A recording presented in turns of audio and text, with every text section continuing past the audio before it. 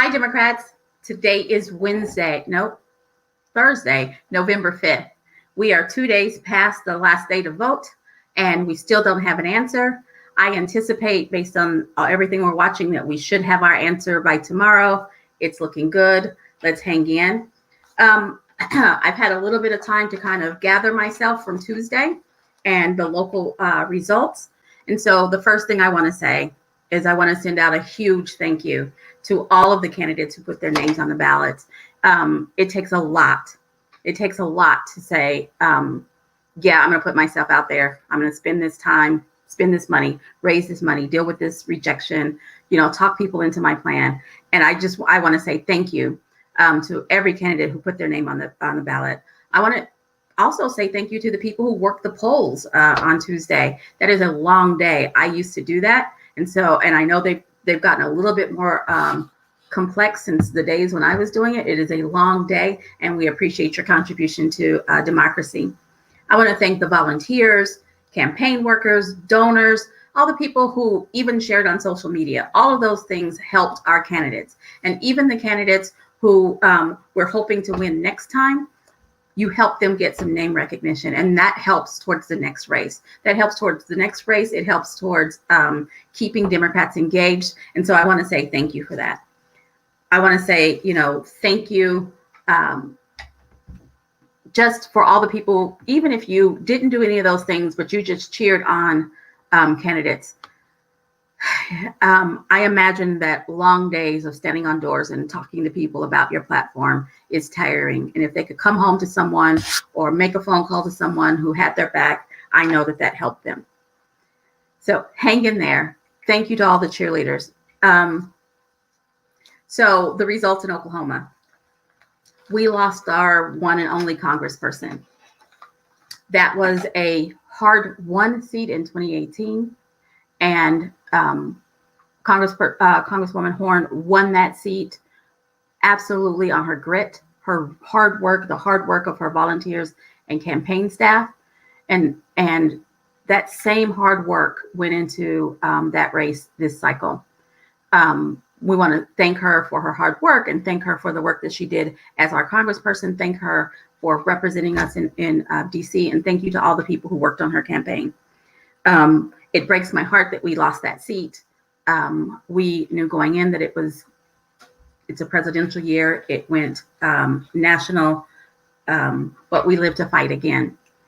We lost a net of two seats in the state house. We lost a total of 3 and we gained 1. We lost some folks who I know personally, who have fought, who have made huge strides for Democrats in Oklahoma, for Oklahomans, for educators who have, been on the front lines fighting for us. I hate that loss, but I want to say, welcome to Jose Cruz. I want to say welcome to Marie Turner. We do have new legislators that are going in.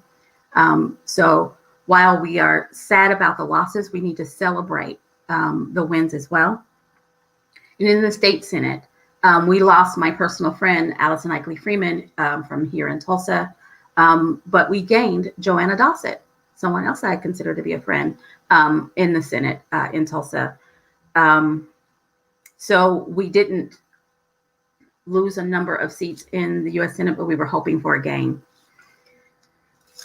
We weren't successful in our bid for U.S. Senate, but the work that Abby Broyles put in really did lay the foundation. If she wants to run again, she laid the foundation for the next Senate race. We know where we need to go. We know who we need to talk to. And so we owe Abby a debt of gratitude as well. We put in a good fight, but we have to take the lessons from this cycle and improve on them instead of just being upset that we didn't win, because we are upset. I'm upset. It took me a day to get my thoughts. We have to learn from it. And there are a lot of lessons that can be learned. Our primary action right now as Democrats, as citizens, is that we all need to know who our representatives are in the state house and in the state Senate. whether they're a Democrat, Republican, or I don't think we have any independents. We need to know who they are. You need to put their phone numbers in your phone, and we need to hold them accountable. Right now, they have a supermajority, and it's going to be very hard for our legislators. It was hard before. It's going to be even harder now for our legislators to get anything passed by themselves. And so they're going to need our help. And we're going to have to put forth calls of action and follow through. We're going to have to call our legislators. And whenever a Democrat puts up a bill, we have to support that bill. And we have to call all of the Republicans that represent us and ask us and ask them, urge them, plead with them to support the bills of that represent us. So our action now and for the next year and a half is to hold our legislators accountable. So if you don't know now, go out and look it up, find out who your legislator is, and then put their number, put their office number. I will tell you that I have yet to call someone's office number and not get a call back, if not from them, but from their legislative assistant. Put their numbers in your phone, and when it's time to do a call to action, you're ready. So, just start that right now. Now, I live in Oklahoma. I'm on social media, and I've heard for the pleas to reorganize the ODP. So I want to address that head on. Do we need to reorganize the Oklahoma Democratic Party? Of course we do. Of course we do. But who is the Oklahoma Democratic Party? It's registered Democrats in Oklahoma. That's who the Oklahoma Democratic Party is. We have a central committee that has 37 people on it. There is someone on that committee who represents you, be it from your district, be it from your constituency group. There's someone on that committee who represents you. Find out who that is, share their ideas, and that gets to the organizing body, and we get those ideas out. So this is a way that you can get involved. We are not going to be ready for 2022 unless we start right now. Okay. And fussing about it on Facebook feels good at the time, but making sure that your message gets to the central committee, gets to your constituency group so that we can actually take action is how we make a real change. And so I'm encouraging everyone, find out who your central committee member is. Go out to okdemocrats.com, click on our party. There's a list of the central committee members and what constituency group they represent. Reach out to them.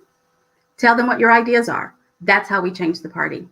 That's how we change the party. It only gets better with input from other Dems, be it with ideas, sweat equity, money, running for something. That's how you fix the Oklahoma Democratic Party.